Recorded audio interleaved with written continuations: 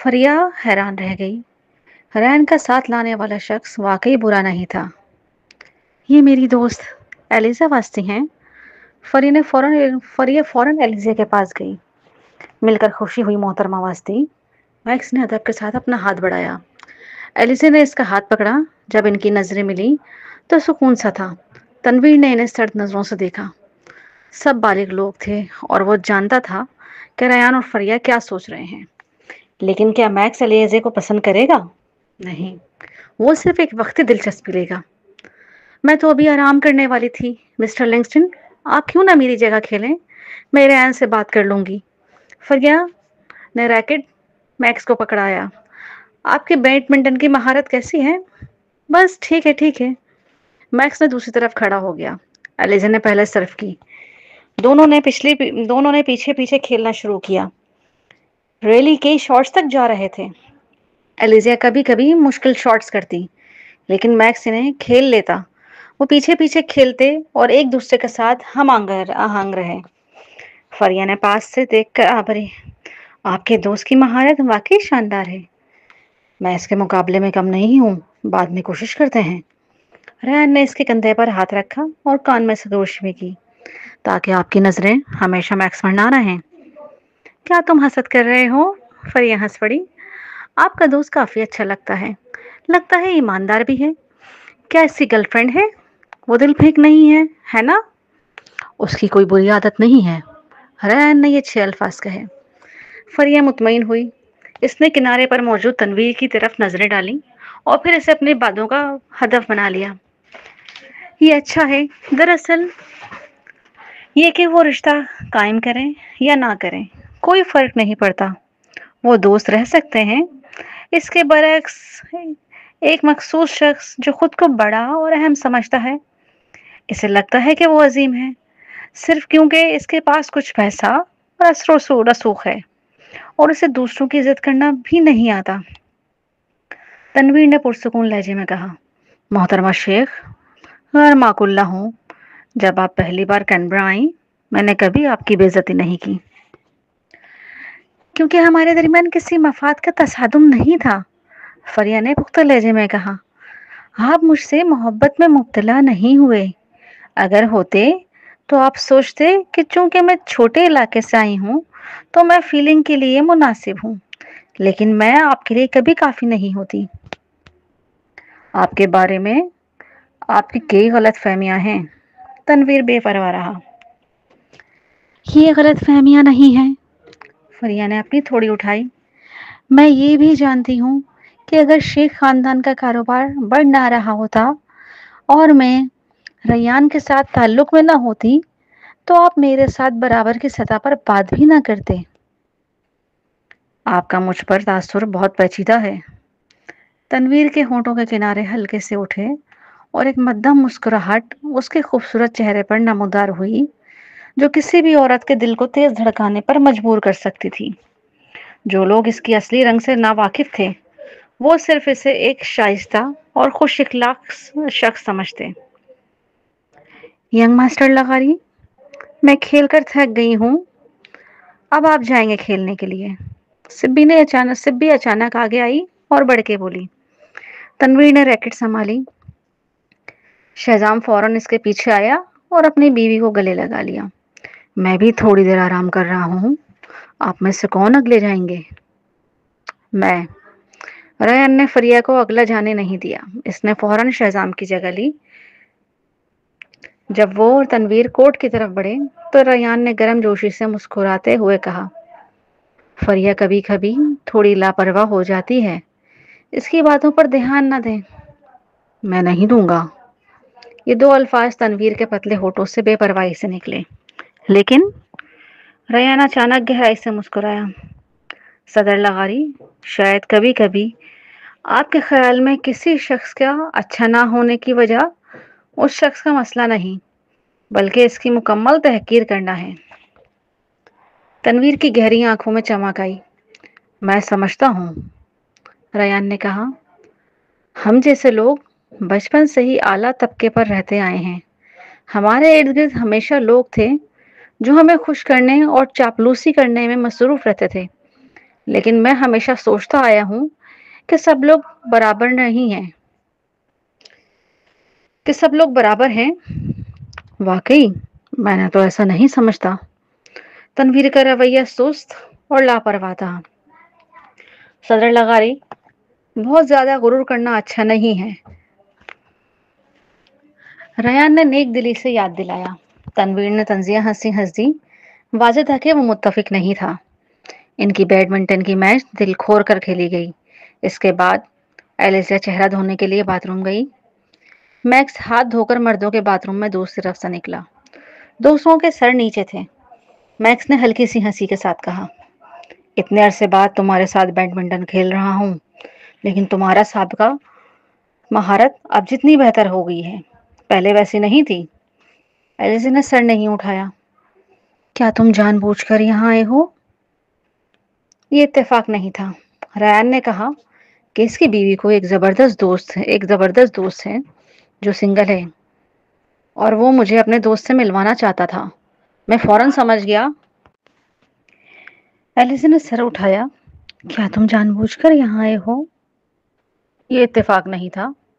ریان نے کہا اس کی بیوی کو ایک زبردست دوست ہے جو سنگل ہے، اور وہ مجھے اپنے دوست سے ملوانا چاہتا تھا، تو میں فوراً سمجھ گیا کہ یہ تم ہو۔ میکس نے دھیمی آواز میں کہا، کیا یہ اچھا نہیں ہے؟ ہم اب کھل کر ایک دوسرے سے مل سکتے ہیں؟ ایلیسی نے سر اٹھایا اور اسے دیکھا۔ میرے قریب زیادہ ہونا اچھا نہیں ہے۔ میں ایسی شخص ہوں جو روشنی میں رہتی ہے۔ تمہارا مستقبل روشن ہے۔ تفریحی صنعت میں زیادہ ملوث ہونا تمہارے مستقبل پر اثر ڈالے گا۔ رانیہ، میکس نے بھری، میں صرف یہ نہیں چاہتا کہ تم دوسروں سے تکلیف اٹھاؤ، جبکہ میں تمہارے اندھیرے میں صرف دیکھ سکتا ہوں۔ یہ نام سن کر ایلیسیا کے جسم میں لرزش سی ہوئی۔ یہ بہت عرصے بعد تھا کہ کسی نے اسے اس نام سے پکارا۔ صرف میکس اس کی اصل شناخت جانتا تھا۔ تم نے میری مدد کی، ایلیسی نے نظریں نیچی کی۔ اگر تم نہ ہوتے تو میں ایسے شاندار ماتحت نہ ڈھونڈ پاتی، میں بہت سی چیزیں بھی نہیں کر پاتی۔ تم نے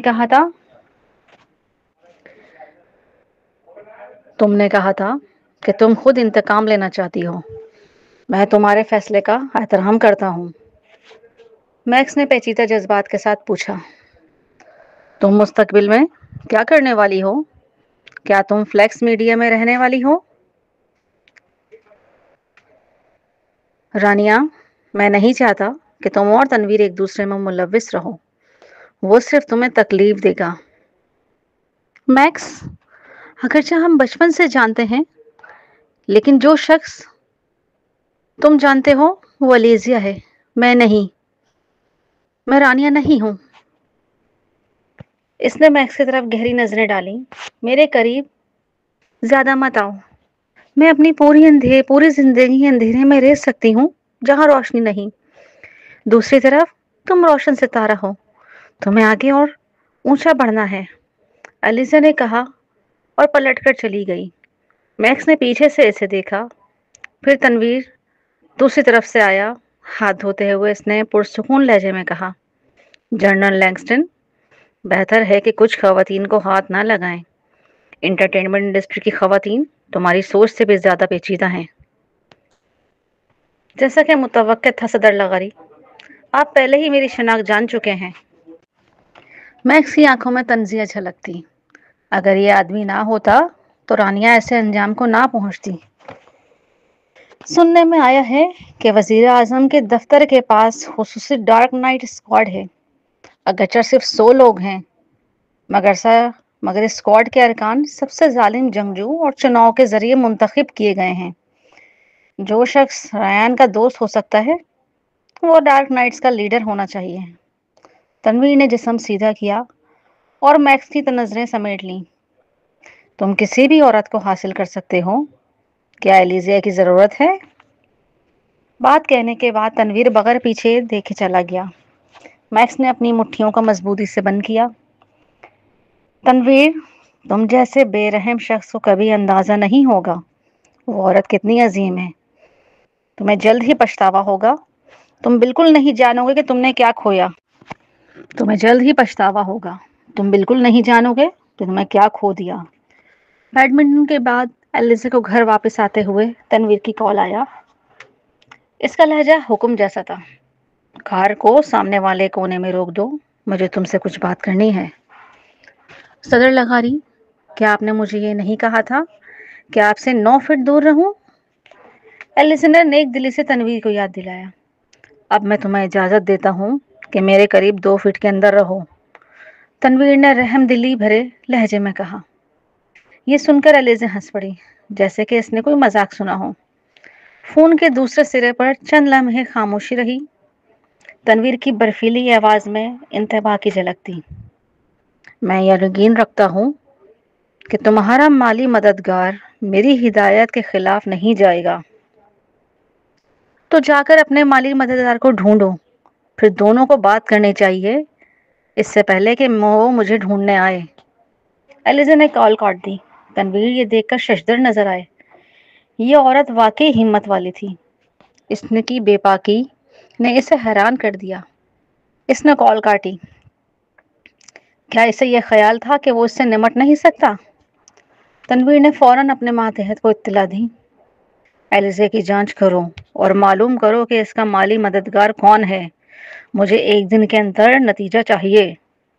وہ دیکھنا چاہتا تھا کہ اس نے کس قسم کا آدمی ڈھونڈا ہے جو اسے اتنا بے باک ہونے دیتا ہے۔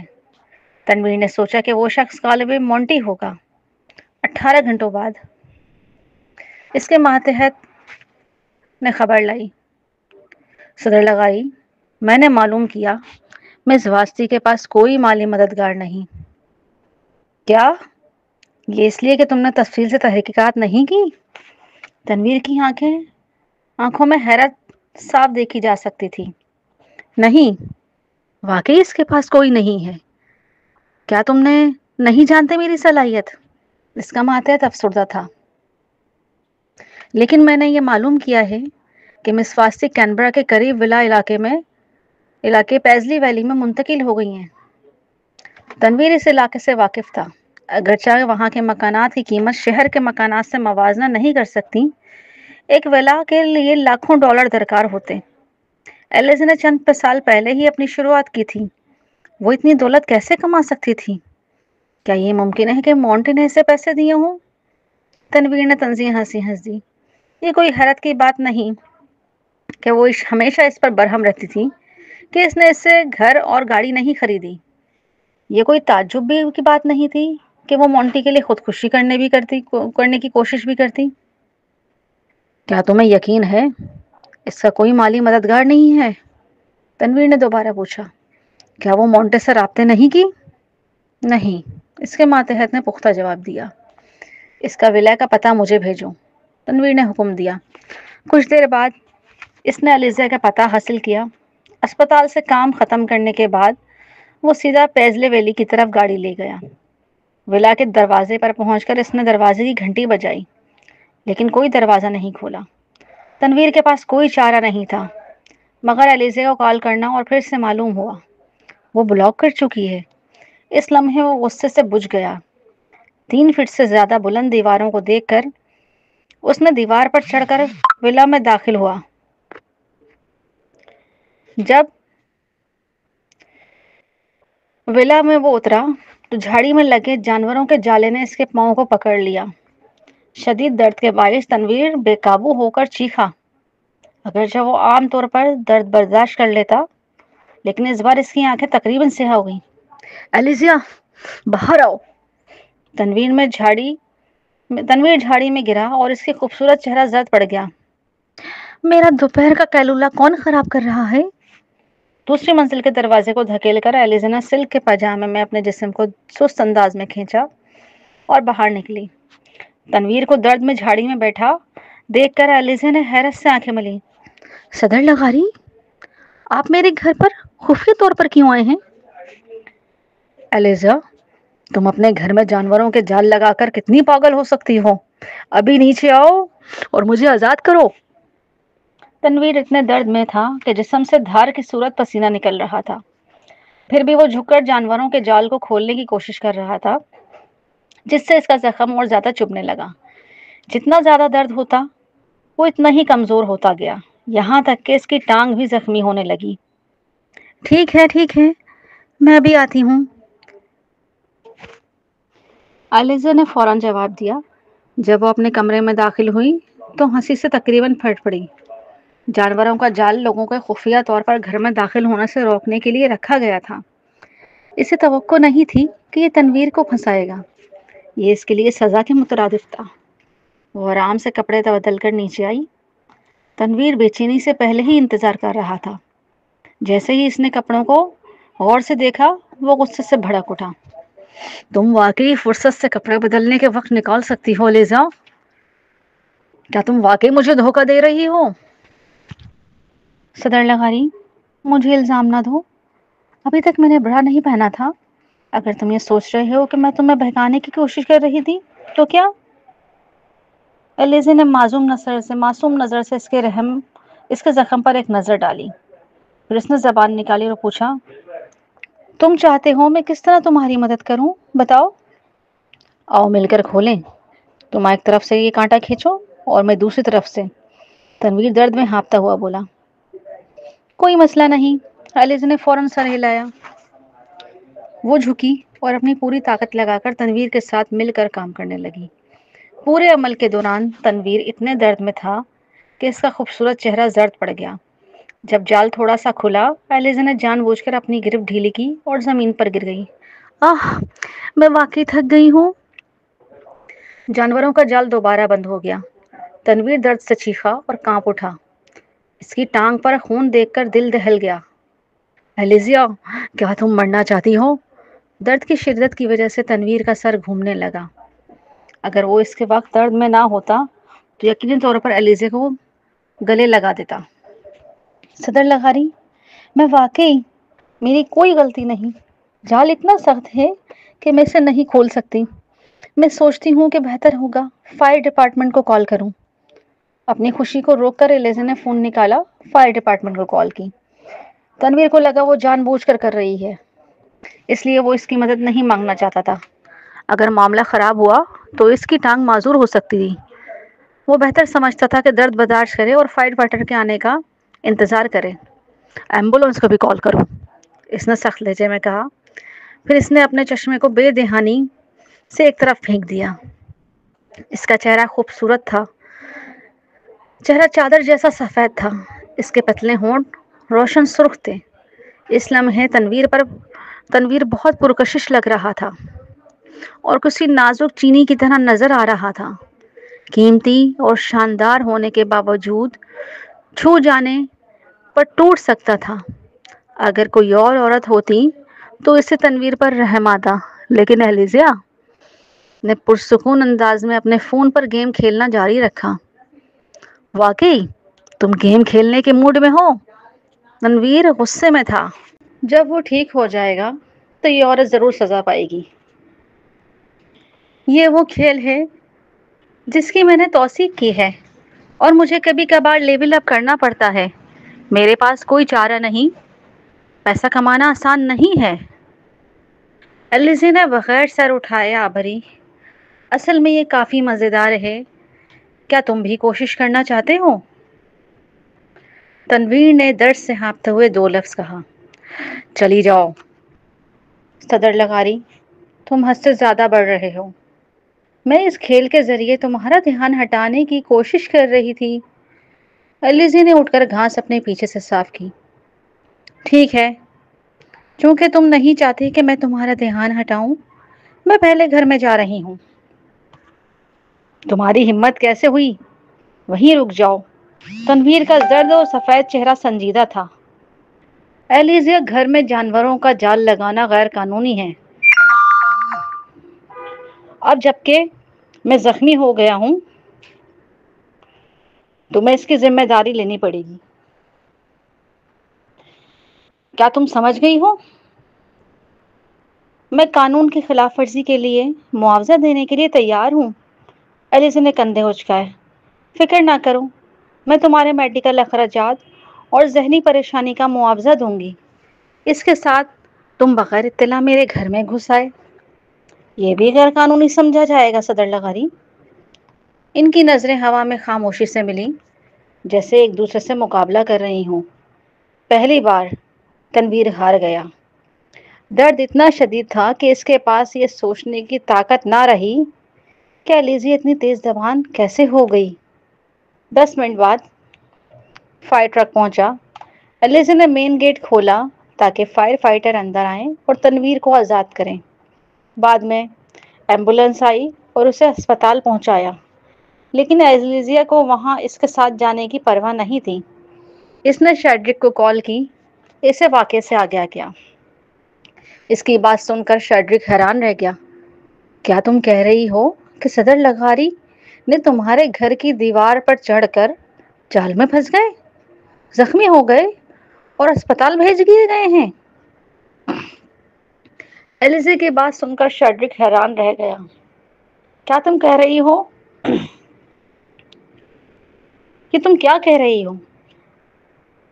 میرا ارادہ انہیں نہیں تھا کہ وہ زخمی ہوں۔ جیسا کہ تم جانتے ہو، میری مقبولیت کی وجہ سے عام طور پر ہیٹرز مجھے پریشان کرتے ہیں، جیسے پچھلی بار جب ان ہیٹرز نے میری کار خراب کی تھی۔ میں یہ سب اپنے تحفظ کے لیے کر رہی تھی۔ کون جانتا تھا کہ صدر لغاری اتنے قانون شکن ہوں گے؟ ایلیزیا اداس لہجے میں بڑبڑائی۔ شیڈرک کے پاس بولنے کے لیے لفظ نہیں تھے۔ اچھا، حقیقت میں وہ سوچ رہا تھا کہ کس حد تک ایلیزیا کی بات درست ہے۔ یہ نہ کہو کہ میں غیر معقول ہوں۔ میں $1 ملین تمہیں منتقل کرنے والی ہوں تاکہ صدر لغاری کے میڈیکل اخراجات اور ذہنی نقصان کا معاوضہ ادا ہو جائے۔ مجھے یقین ہے کہ ان کے لیے کافی ہوگا۔ اور کیا تم انہیں یاد دہانی کرا سکتے ہو وہ مجھے بلیک میل کرنے کی کوشش نہ کریں؟ اگر مجھے کونے میں دھکیل دیا گیا تو میں اس معاملے کو آن لائن شیئر کر دوں گی اور وکیل سے مشورہ لوں گی۔ اس کے بعد ایلیزی نے بلا رحمی کے کال بند کر دی۔ شیڈرک نے اپنے فون کی طرف دیکھا اور حیران رہ گیا۔ کتنی خود مختار اور نڈر ہے ایلیزیا۔ آدھے گھنٹے بعد جب شیڈرک اسپتال پہنچا تو تنویر اسپتال کے بستر پر لیٹے ہوئے تھا۔ اس کی دائیں ٹانگ موٹی پٹی میں لپٹی ہوئی تھی، لیکن تنویر بہت غصے میں تھا۔ اس کا خوبصورت چہرہ ٹھنڈا اور ارد گرد کی فضا سرد تھی۔ ایلیزیا کہاں ہے؟ اسے اندر آنے کا کہو۔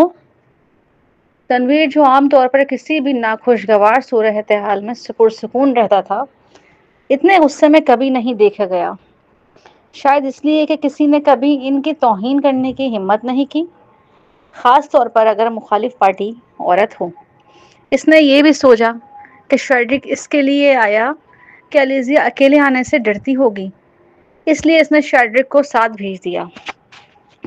اگر ایلیزیا چاہتی تھی کہ شیڈرک تنویر سے اس کے لیے بات کرے تو وہ خواب دیکھ سکتی تھی۔ شیڈرک چند لمحوں کے لیے ساکت رہا۔ جب اس نے ہوش سنبھالا تو اس کے منہ کے کنارے جنبش ہوئے۔ میں نے ایلیزیا کو نہیں دیکھا۔ کیا وہ نہیں آئی؟ تنویر غصے سے کانپ اٹھے۔ ابھی اسے فون کرو اور 20 منٹ میں میرے پاس آنے کا کہو، ورنہ وہ انٹرٹینمنٹ انڈسٹری میں رہنے کا خواب بھول سکتی ہے۔ شیڈرک کا سر گھوم گیا۔ بہرحال وہ تنویر سے دور ہوا اور ایلیزیا کا نمبر ڈائل کیا۔ میرے خیال میں تمہیں صدر لغاری کے سامنے معاوضہ دینے اور ان سے سامنا کر کے معافی مانگنا آنا چاہیے۔ میں تمہارے لیے بات کرنے کی کوشش کروں گا اور پھر یہ معاملہ ختم ہو جائے گا۔ میں نہیں آؤں گی۔ میری بس یہی خواہش تھی کہ اپنا تحفظ کروں۔ کیا یہ غلط ہے؟ شیڈرک نے سخت لہجے میں پوچھا۔ کیا تم انڈسٹری سے بند ہونے کا خطرہ لینا چاہتی ہو؟ میں نے سوچ لیا ہے، میرے پاس اپنے گاؤں میں ایک زمین کا ٹکڑا ہے، تو اگر مجھے بند کر دیا گیا تو میں اپنے گاؤں واپس جا کر کھیتی باڑی کروں گی، ایلیزی نے مایوسی سے کہا۔ شیڈرک بے زبان ہو گیا۔ اس کے پاس زمین ہے؟ کیا وہ مذاق کر رہی ہے؟ یہ بات اب شیڈرک کو انٹرٹینمنٹ انڈسٹری کے بارے میں تھوڑا الجھا رہی تھی۔ جب شیڈرک وارڈ میں واپس آیا، تنویر نے سنجیدگی سے پوچھا، تو اس نے کیا کہا؟ اوہ، ایلیزیا نے مجھے $1 ملین منتقل کیے ہیں، دعویٰ کرتے ہوئے یہ رقم تمہارے میڈیکل اخراجات اور ذہنی نقصان کے معاوضے کے لیے ہے۔ شیڈرک خوفزدہ ہو کر بولا۔ $1 ملین؟ تنویر اتنے پریشان ہو کے ہنس پڑے۔ کتنی سخاوت ہے اس کی! لیکن میری ٹانگ صرف $1 ملین کی قیمت ہے۔ میرے وکیل کو بلاؤ، مجھے اس سے مقدمہ دائر کرنا چاہتا ہوں۔ شیڈرک نے نرمی سے یاد دلایا، صدر لغاری، ایلیزے ایک مشہور شخصیت ہے۔ اگر یہ واقعہ ہاتھ سے نکل گیا تو دوسرے لوگ جان جائیں گے کہ آپ اس کے گھر چڑھ گئے تھے۔ شیڈرک کارپوریشن ایسے اسکینڈل کو قبول نہیں کر سکتی جو اس کے صدر کے ساتھ ہو۔ تنویر کا چہرہ فوراً رات کے آسمان کی طرح ہو گیا۔ میں یقین نہیں کر سکتا، میں اس عورت سے نمٹ نہیں سکتا۔ ان کو انڈسٹری میں بتا دو کہ جو بھی ایلیزے کے ساتھ ہے وہ میرا مقابلہ کر رہا ہے، اور جیول لغاری کارپوریشن کے تمام طبی وسائل ان کے لیے دستیاب نہیں ہوں گے۔ تنویر نے اپنا سر تندے انداز میں اٹھایا۔ اب جب کہ میری ٹانگ زخمی ہے، کیا مجھے آپ دونوں کو مسکراتے ہوئے خوش رکھنا چاہیے؟ آپ تو میری ماں ہو، اس لیے ٹھیک ہے، لیکن یہ کون ہے؟ اس سے بھی یہی سلوک ملے؟ مسز لغاری اتنے غصے میں تھی کہ دل میں تکلیف محسوس ہوئی۔ ہم صرف تمہاری فکر کر رہے ہیں، اور سنڈی تو میری جان بچانے والی ہے۔ ہاں، آپ کی خاطر میں نے اسے تمام وسائل دے دیے، پھر بھی وہ مطمئن نہیں۔ کیا وہ چاہتی ہے کہ میں اس سے شادی بھی کروں اور اس کے ساتھ نرمی سے بھی پیش آؤں؟ تنویر کے چہرے پر طنزیہ مسکراہٹ چھا گئی۔ اگر یہ بات نہ ہوتی کہ آپ کو اس کا خون چاہیے، کیا وہ میرے سامنے آ کر بار بار مطالبہ کر سکتی تھی؟ آپ فکر مت کرو مسز لغاری۔ سنڈی نے مسز لغاری کو روکا اور زبردستی مسکرا دیا۔ جوان ماسٹر لغاری ابھی زخمی ہوئے ہیں، اس لیے ناراض ہونا معمول کی بات ہے۔ میں اب چلی جاتی ہوں، کسی دن دوبارہ ان سے مل لوں گی۔ سنڈی شروع میں رکنا چاہتی تھی، لیکن تنویر کے تبصرے دن بدن زیادہ تلخ ہوتے جا رہے تھے۔ پہلے کبھی اس نے یہ واضح طور پر نہیں دکھایا تھا، تاہم اب وہ اسے مزید کمتر سمجھنے لگا تھا، اور ویسے بھی بے شرم نہیں تھی۔ ٹھیک ہے، محفوظ سفر کرو۔ مسز لاغاری نے سنڈی کو رخصت کیا۔ انہیں افسوس ہوا۔ جب مسز لاغاری اور تنویر کمرے میں اکیلے رہ گئے، مسز لاغاری نے اس کے پاس آ کر ناپسندیدگی سے کہا، تنویر، تم بہت بے ادبی کر رہے ہو۔ مجھے بخوبی علم ہے کہ اگر میں تمہاری ماں نہ ہوتی تو تمہیں کچھ بھی کہنے کا حق نہیں ہوتا۔ مجھے سمجھ نہیں آتی کہ تمہارے والد اور میری پرورش کی وجہ سے یہ رویہ کیوں ہے۔ اب مجھے کیا مسئلہ ہے؟ تنویر نے اپنی پلکیں اٹھائیں۔ اگر میں نہ ہوتا تو لغاری کارپوریشن بہت پہلے دیوالیہ ہو چکی ہوتی۔ کیا آپ اور والد کینبرا میں اتنی طاقتور زندگی گزار پاتے؟ اور سنڈی کے قریب نہ جاؤ، اس کے خون دینے کے پیچھے کوئی مقصد ہے۔ مسز لاغاری شدید غصے میں تھی۔ سنڈی اور میں رشتہ دار نہیں، پھر بھی اس نے کئی بار اپنا خون مجھے دیا، تو ظاہر ہے مجھے اس کے ساتھ اچھا برتاؤ کرنا چاہیے۔ کیا تم سوچتے ہو کہ وہ بے مقصد اپنا خون دے رہی ہے؟ کیا تم ایسا کرو گے؟ مسز لغاری نے کہا، خون شاید بہت قیمتی نہ ہو، لیکن ہمارے لیے خون نایاب ہے۔ اس نے بھی اپنی صحت کے خطرے میں ڈال کر مجھے خون دیا، اور اپنے فائدے کے لیے اپنی جان بھی اس خطرے میں ڈال دی۔ چونکہ اس نے مجھے کئی بار بچایا ہے، اور تم میرے بیٹے ہو، تمہاری مدد کرنا بالکل معمول کی بات ہے۔ ہمیں ہر ایک کو وہ لینا چاہیے جو چاہیے۔ تمہیں اس پر تلخ باتیں کرنے کی ضرورت نہیں۔ جب تک وہ میرے ساتھ شادی کے بارے میں نہیں سوچتی اور میرے سامنے آنا بند نہیں کرتی، مجھے اسے ڈانٹنے کی پرواہ نہیں۔ تنویر کو سب سے زیادہ نصیحت سننا پسند نہیں تھا۔ میرے خیال میں تم خواتین کا احترام نہیں کرتے، مسز لغاری نے غصے میں کہا۔ کیا تم سمجھتے ہو کہ تم اتنے ذہین اور اعلیٰ ہو کہ خواتین کو کمتر سے دیکھ سکو؟ کسی صنعت میں خواتین کے لیے آسان نہیں ہے۔ براہ کرم اپنا رویہ برقرار رکھو گے تو جو لوگ تمہاری فکر کرتے ہیں وہ تمہیں برداشت نہیں کر پائیں گے۔ تنویر نے ناک سے سانس کھینچی۔ میری شناخت کے ساتھ لوگ یقیناً میرے پیچھے دوڑیں گے۔ تم غلط ہو۔ اگر تم بار بار کسی عورت کی بے عزتی کرو جو واقعی قابل قدر ہو، وہ تم سے دور جا رہے گی۔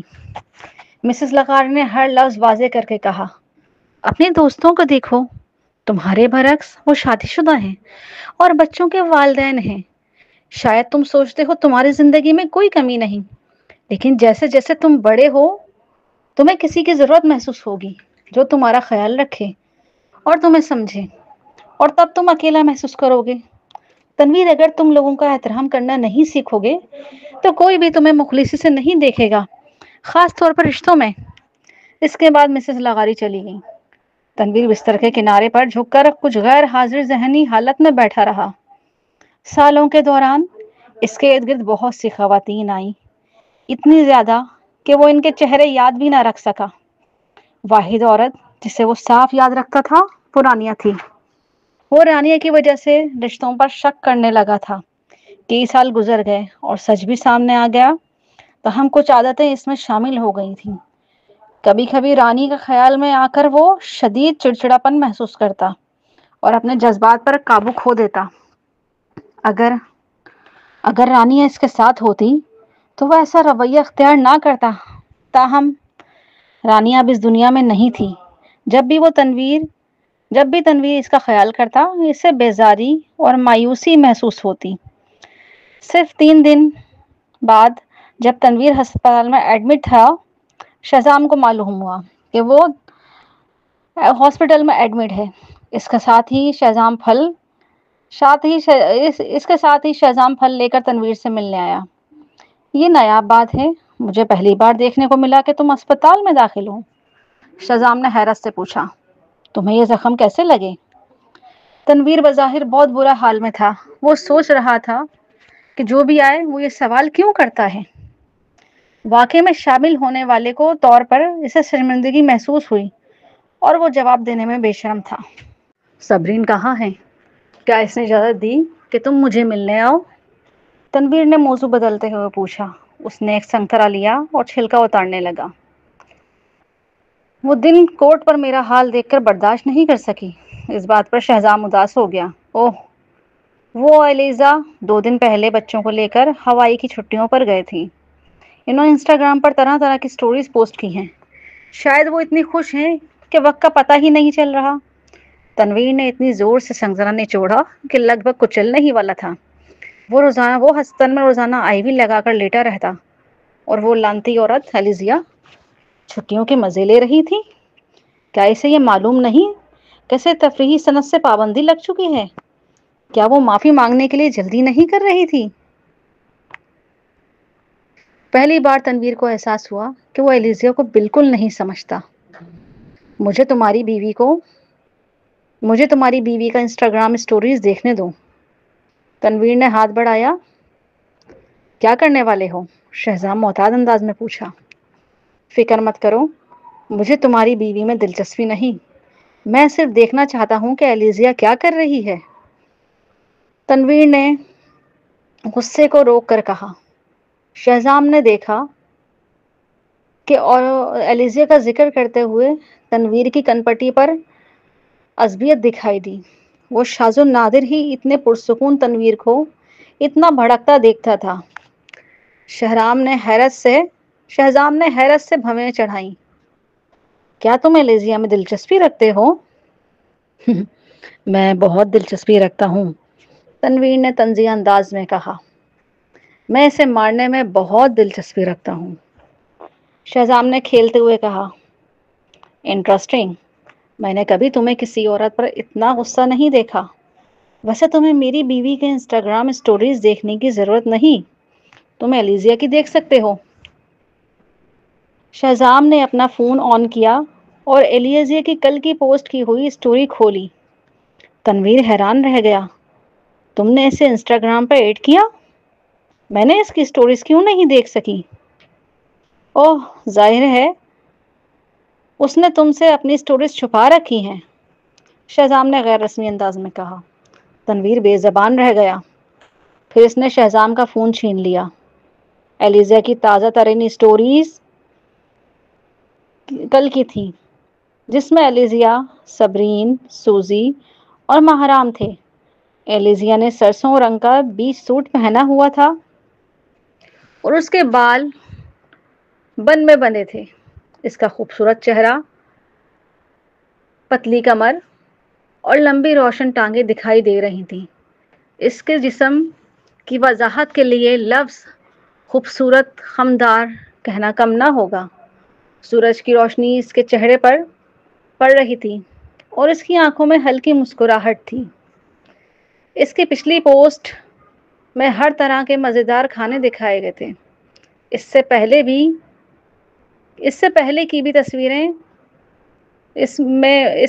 کی تصویر میں وہ ایئرپورٹ پر اپنا سوٹ کیس کھینچتی ہوئی تھی۔ اگرچہ اس نے عام جینز اور ٹی شرٹ پہنی تھی، وہ اشتہاری تصویر میں ماڈل لگ رہی تھی۔ پرانے تصاویر میں ایلیزی کی مختلف میک اپ اسٹائل دکھائی گئی تھی۔ تنویر کو احساس ہوا کہ اس نے یہ تصاویر کبھی نہیں دیکھی تھی، حالانکہ وہ ایلیزا کے انسٹاگرام اکاؤنٹ کو فالو کرتا تھا۔ کیا میں اپنا فون واپس لے سکتا ہوں؟ شہزام نے ناراضگی سے پوچھا۔